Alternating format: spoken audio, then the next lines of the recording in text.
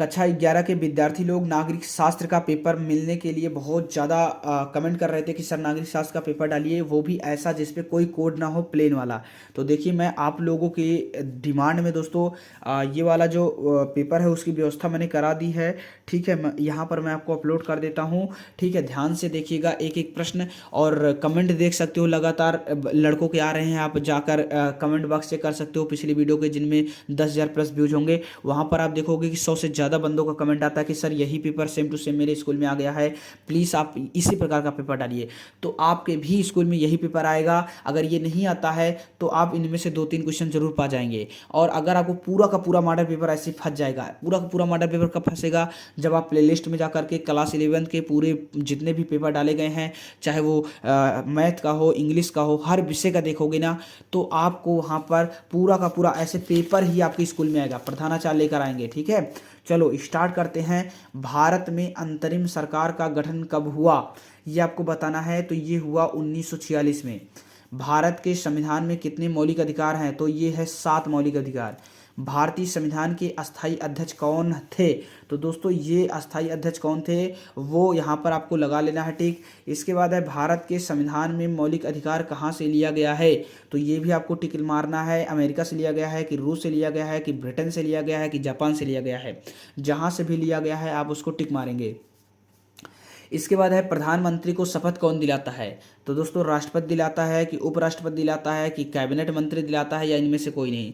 तो प्रधानमंत्री जब शपथ लेते हैं तो उनको कौन शपथ दिलाता है वो आपको यहाँ पर बताना है। इसके बाद है कार्यपालिका का क्या कार्य है, विधि का निर्माण कार्य करना, कि विधि को लागू करना, दंड देना, अथवा संविधान की व्याख्या करना। तो ये जो कार्यपालिका है ये आपको बताना है कि ये विधि का निर्माण करती है, कि विधि को लागू करती है, कि दंड देती है। इसके बाद है भारत में राष्ट्रपति का चुनाव किया जाता है प्रत्यक्ष निर्वाचन द्वारा, एकल संक्रमणीय मत प्रणाली द्वारा, एक है खुला बैटल प्रणाली द्वारा, या उपरोक्त सभी। तो जिसके भी द्वारा की जाती है वो आपको यहाँ पे लिखना है। ठीक है, अगला है राज्यसभा का पदेन अध्यक्ष कौन होता है, राष्ट्रपति होता है कि प्रधानमंत्री होता है कि उपराष्ट्रपति होता है कि लोकसभा अध्यक्ष होता है, जो भी होता है वो आपको यहाँ पे टिक मारना है।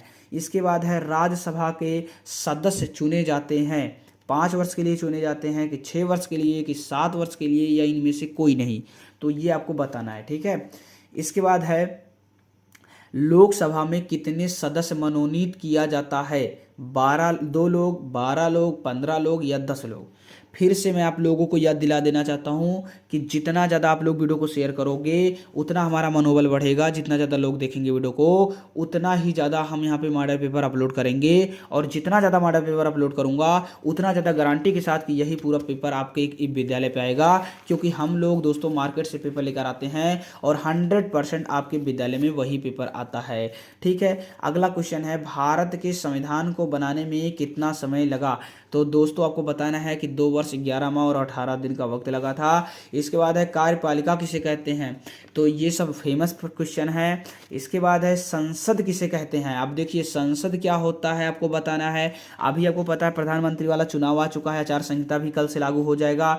ठीक है, यानी आज से ही लागू हो जाएगा जब आप वीडियो देख रहे हो, मैं वीडियो एक दिन पहले रिकॉर्ड कर रहा हूँ। ठीक है, अब यहाँ पे प्रारूप समिति के अध्यक्ष कौन थे ये भी आपको बताना है। ये जो प्रारूप समिति के अध्यक्ष कौन थे ये पूरा का पूरा प्रश्न ही आ जाएगा आपको वहाँ पे। ठीक है, तो चिंता करने की जरूरत नहीं है। ठीक है, इसके बाद है लघु उत्तरीय प्रश्न, संविधान का क्या महत्व है समझाइए, संविधान का क्या महत्व है आपको समझाना है। मौलिक अधिकार से आप क्या समझते हैं, तो दोस्तों आपको पता है पहले ही हमने यहाँ पर देखा कि यहाँ पे 7 मौलिक अधिकार दिए गए हैं, और ये 7 जो मौलिक अधिकार हैं अब यहाँ पर पूछा गया है कि मौलिक अधिकार से आप क्या समझते हैं।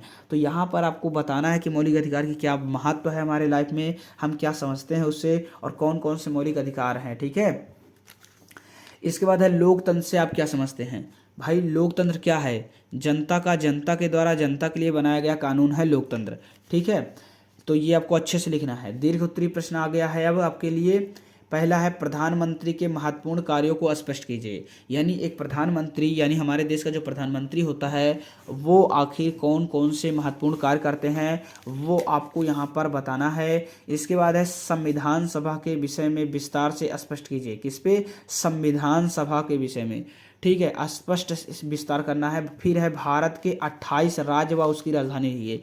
यानी दोस्तों भारत में जो 28 राज्य है उनकी सबकी राजधानी लिखना है। ठीक है, तो इस तरह से आपका प्रश्न पत्र खत्म हो जाता है। फिर से याद दिला दूं कि आप इस वीडियो को जरूर शेयर कीजिएगा, क्योंकि आपका ही लाभ होगा। जितना ज़्यादा शेयर करोगे उतना ज़्यादा मॉडल पेपर आएगा, उतना ज़्यादा आप लोग यहाँ पर हाई लेवल में प्रश्न अधिक हल करके आओगे। वहाँ पर क्वेश्चन पूरा का पूरा पेपर आ जाएगा, और पहले से चूंकि आपको पेपर मिल गया है तो आप 4 चांद लगा दोगे, वायरल हो जाएगा। उम्मीद है आपको वीडियो पसंद आया होगा। जय हिंद।